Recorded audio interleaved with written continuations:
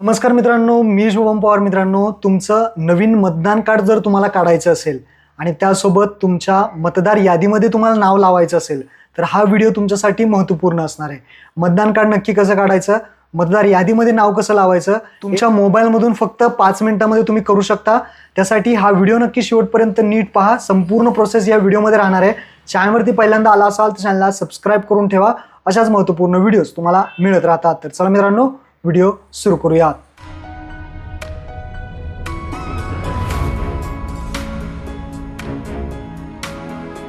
सर्वात प्रथम तुम्हाला तुमच्या मोबाईलमधून प्ले स्टोअर ओपन करायचं आहे. प्ले स्टोअरवरती सर्च करायचं आहे ECINET. ECINET हे ॲप्लिकेशन पहा. हेच ॲप्लिकेशन आपल्याला इन्स्टॉल करायचं आहे. हे ॲप्लिकेशन इन्स्टॉल करून याला ओपन करायचं आहे. ओपन केल्यानंतर अशा पद्धतीने इंटरफेस तुम्हाला दिसणार आहे. याच्यामध्ये पहिला जो ऑप्शन आहे वोटर रजिस्ट्रेशन फॉर्म्स, हा जो पहिला बॉक्स दिसतोय त्यावरती क्लिक करायचा आहे.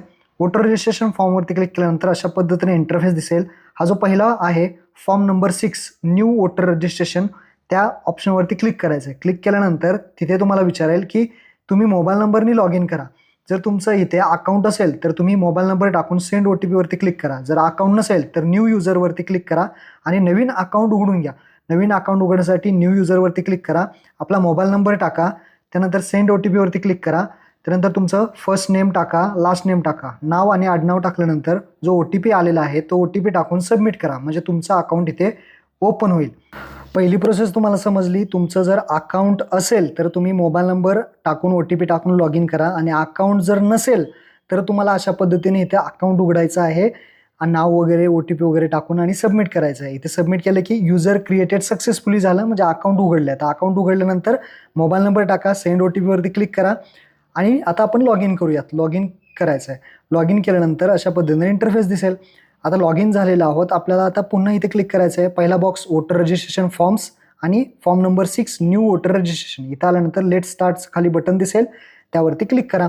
त्यानंतर पहिला ऑप्शन आहे yes I am applying for the first time, त्या ऑप्शनवरती क्लिक करून खाली नेक्स्ट बटनावरती क्लिक करा. नेक्स्ट बटनावरती जर क्लिक केलं तर पुढे येणार आहात. इथे आपल्याला माहिती भरायची आहे. आता काय काय माहिती भरायची आहे तर सर्वात पहिल्यांदा स्टेट, आपलं महाराष्ट्र राज्य इथे सर्वात पहिल्यांदा निवडायचं आहे. त्यानंतर डिस्ट्रिक्ट तुम्ही कोणत्या जिल्ह्यातून आहात, कोणत्या जिल्ह्यामध्ये तुम्हाला मतदार यादीमध्ये नाव लावायचं तो तुमचा जिल्हा झाला. तो जिल्हा तुम्हाला इथे सिलेक्ट करायचा. त्यानंतर तुम्हाला खाली असेंब्ली पार्लमेंट विचारला जाईल. आता हा जो असेंब्ली पार्लमेंट कन्सिस्टन्सी आहे याला मराठीमध्ये मतदारसंघ म्हणतात. मोठा कोण व्यक्ती असेल त्यांना तुम्ही विचारू शकता मतदारसंघ आपला कुठला आहे, तर ते तुम्हाला सांगेल. तर तो मतदारसंघ निवडा. त्यानंतर जन्मतारीख, आधार कार्डवरती जशी डेट ऑफ बर्थ आहे तशीच इथे सिलेक्ट करायचे. त्यानंतर डॉक्युमेंट, डेट ऑफ बर्थचा प्रूफ तुम्हाला इथे अपलोड करायचे, जन्मतारखेचा पुरावा. मग तुम्ही बर्थ सर्टिफिकेट देऊ शकता, आधार कार्ड देऊ शकता, पॅन कार्ड देऊ शकता, ड्रायव्हिंग लायसन्स देऊ शकता, 10वी-12वीचं मार्कशीट सुद्धा देऊ शकता किंवा पासपोर्ट देऊ शकता किंवा अदर काही डॉक्युमेंट सुद्धा देऊ शकता. यापैकी एक ऑप्शन तुम्ही सिलेक्ट करू शकता. यापैकी एक निवडा आणि अपलोड करा. मी आधार कार्ड निवडलंय. आता इथे क्लिक टू अपलोड हा जो बॉक्स आहे त्यावरती क्लिक करा. गॅलरीमधून तुमचं जे काही आधार कार्ड आहे ते इथे पहा, अशा पद्धतीने अपलोड करा. त्याचा फोटो वगैरे काढून तुम्ही स्कॅन करून सुद्धा अपलोड करू शकता. इथे अपलोड झालेले. अपलोड झाल्यानंतर खाली नेक्स्ट बटनावरती क्लिक करा. डेट ऑफ बर्थचा प्रूफ झाला. आता पुढे येणार अपलोड पिक्चर. अपलोड पिक्चर म्हणजे पासपोर्ट साईज फोटो इथे अपलोड करायचा आहे. पहिल्या बॉक्सवरती क्लिक करा.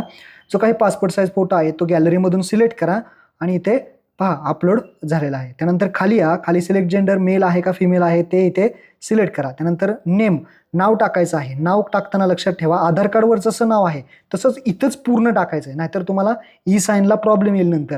तर व्यवस्थित लक्षात घ्या, नेम टाकताना पूर्ण नाव आधार कार्डवर जसं आहे तसंच इथे टाकायचं आणि मराठीमध्ये इथे ऑटोमॅटिकली येईल. तर पुन्हा ते मराठीमध्ये सुद्धा दुरुस्ती करू शकता. सरनेम काही टाकायची गरज नाही. इथे जे नेम आहे ना इथेच तुम्हाला पूर्ण नाव टाकायचं आहे. तुमचं नाव, वडिलांचं नाव, आडनाव इथेच टाका. बाकी खाली काही टाकू नका. डायरेक्ट खाली आधार डिटेल्समध्ये आधार नंबर इथे टाकायचा आहे आणि खाली येऊन सेल्फ सिलेक्ट करा आणि तुमचा जो काही मोबाईल नंबर आहे तो टाका. बाकी इथे काही टाकायची गरज नाही. आधार नंबर, मोबाईल नंबर आणि नाव एवढंच टाकायचं आहे. नेममध्ये पूर्ण नाव टाकायचं. त्यानंतर नेक्स्ट करा. नेक्स्ट केल्यानंतर father details, mother details, wife, husband जे काही ऑप्शन आहे तुम्हाला कोण लावायचं आहे तुमच्या मतदान कार्डवरती ते इथे टाका. मी फादर सिलेक्ट केलं आहे तर आता फादरचं नाव खाली येणार आहे. नेम ऑफ रिलेटिव्हमध्ये इथे तुम्हाला नाव टाकायचं आहे जे तुम्हाला लावायचं आहे तुमच्या आधार कार्डवरती. फादर लावायचं आहे, मदर लावायचं आहे किंवा हजबंड लावायचं आहे ते तुम्ही इथे सिलेक्ट करू शकता. त्यानंतर आता मी फादर सिलेक्ट केलं आहे त्यामुळे इथे फादरचं नाव इथे टाकणार आहे. नेम ऑफ रिलेटिव्हमध्ये तुम्ही जे काही नाव आहे, आडनाव आहे त्या पद्धतीने टाकू शकता. लास्ट नेममध्ये आडनाव टाकायचं. त्यानंतर खाली नेक्स्ट करायचं आहे. एवढंच टाकून नेक्स्ट करायचं. आता ॲड्रेस विचारला जाईल. जर तुमचा ॲड्रेस जिथे तुम्ही राहताय, तुमच्याकडे पुरावा काय आहे, ज्या ठिकाणी तुम्ही राहताय, ज्या ठिकाणी नाव लावायचं आहे तोच ॲड्रेस टाकायचा आहे. ज्या गावामध्ये तुम्हाला नाव लावायचं आहे त्याचा हाऊस नंबर, बिल्डिंग नंबर असेल, एरिया असेल, गावाचं नाव असेल, सिटी, पोस्ट ऑफिस असेल, कुठलं पिनकोड असेल, त्यानंतर तालुका असेल, सगळी माहिती इंग्लिश आणि मराठीमध्ये दोन्ही टाकायची आहे. आणि त्याचा आता जो ॲड्रेस टाकलेला आहे त्याचा पुरावा आपल्याला लागणार आहे. मग पुराव्यामध्ये तुम्ही काय काय देऊ शकता, इथे पहा select address proof details. Address प्रूफमध्ये तुम्ही वॉटर कनेक्शन बिल असेल, इलेक्ट्रिसिटी बिल असेल, गॅस कनेक्शन बिल आहे, आधार कार्डसुद्धा देऊ शकता, करंट पासबुक देऊ शकता, नॅशनलाइज बँकेचं पासपोर्ट आहे, अशा पद्धती यापैकी कोणतंही तुम्ही देऊ शकता. तर इथं मी आधार कार्ड सिलेक्ट केलं आहे. आधार कार्ड सिलेक्ट केल्यानंतर खाली क्लिक हेअर टू अपलोडवरती क्लिक करायचं आहे. गॅलरीमधून आधार कार्ड मी इथे अपलोड केलं आहे. तुमच्याकडे जे काही ॲड्रेस प्रूफ आहे ते तुम्ही इथे अपलोड करू शकता. खाली यायचं आहे. इथे बाकी काहीही करायची गरज नाही, हे सोडून द्या आणि खाली नेक्स्ट बटनावरती क्लिक करा. बाकी काहीच इथे टाकू नका. बाकी खाली नेक्स्ट बटनावरती क्लिक करा. नेक्स्ट बटनावरती क्लिक केल्यानंतर इथे तुमचा जो काही जिल्हा असेल तो जिल्हा निवडा. त्यानंतर गावाचं नाव इथे टाका. त्यानंतर I am ordinary a resident at the mention address since, इथे डेट टाकायची आहे. कधीपासून तुम्ही या ॲड्रेसवरती राहताय ती डेट टाकायची आहे. जो ॲड्रेस तुम्ही टाकला आहे त्या ॲड्रेसवरती कधीपासून राहत आहात ती डेट तुम्हाला इथे टाकायची. खाली यायचं आहे. खाली नाव टाकायचं आहे पूर्ण आणि नेम ऑफ द ॲप्लिकंट, तिथं तुमचं पूर्ण नाव आणि प्लेस ऑफ ॲप्लिकेशनमध्ये तुमच्या गावाचं नाव किंवा शहराचं नाव टाका आणि खाली डन बटनावरती क्लिक करा. डन बटनावरती क्लिक केलं की हा फॉर्म तुम्ही जो भरलेला आहे त्याची सगळी माहिती दाखवली जाईल. सगळी माहिती एकदा चेक करायची आणि सर्वात खाली यायचं आहे. तुम्हाला एक ऑप्शन दिसेल ई साईन अँड सबमिट, या ऑप्शनवरती क्लिक करायचं आहे. नवीन प्रोसेस आलेली आहे. ई साईन अँड सबमिटवरती क्लिक केलं की इथं एक ऑप्शन येईल, त्यावरती तुम्हाला क्लिक करायचं आहे. इथे ई साईनवरती क्लिक करायचं. ई साईनवरती क्लिक केल्यानंतर ही नवीन प्रोसेसमध्ये आपल्याला आधार नंबर विचारला जाईल. इथे कंपल्सरी ही प्रोसेस करायची आहे. एंट्री युअर आधार नंबर जो असेल तो इथे टाकायचा आहे. सेंड OTP वरती क्लिक करायचं आहे. जो आधारला नंबर लिंक असेल त्यावरती OTP येईल, तो OTP इथे टाकायचा आहे. त्यानंतर ॲक्सेप्ट करायचं आहे आणि खाली सबमिट बटनावरती क्लिक करायचं आहे. तर इथे ॲक्सेप्ट करून सबमिट करूया. सबमिट केल्यानंतर आपली ई साईनची प्रोसेस इथं कंप्लीट होईल. नाव बरोबर तुम्ही टाकलं असेल, आधार कार्डवरचं नाव आणि तुम्ही फॉर्म भरताना जे नाव टाकले तरच ही प्रोसेस कंप्लीट होईल आणि इथे रेफरन्स ID येईल. तुम्हाला एक SMS सुद्धा येईल, तुमची प्रोसेस आता कंप्लीट झालेली आहे. याचा स्क्रीनशॉट काढून घ्या. हा रेफरन्स ID तुम्हाला लागणार आहे. ओके बटनावरती क्लिक करा. आता तुमचं जे मतदान कार्ड आहे किंवा यादीत नाव लागलं आहे का नाही ते तुम्ही कसं पाहू शकता, तर इथे येऊन ट्रॅक ॲप्लिकेशनवरती क्लिक करा.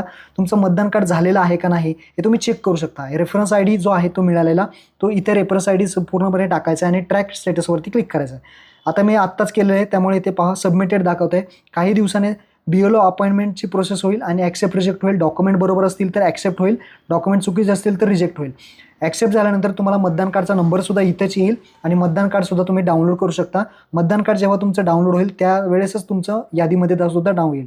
इथे पहा डाउनलोडचा सुद्धा ऑप्शन आहे.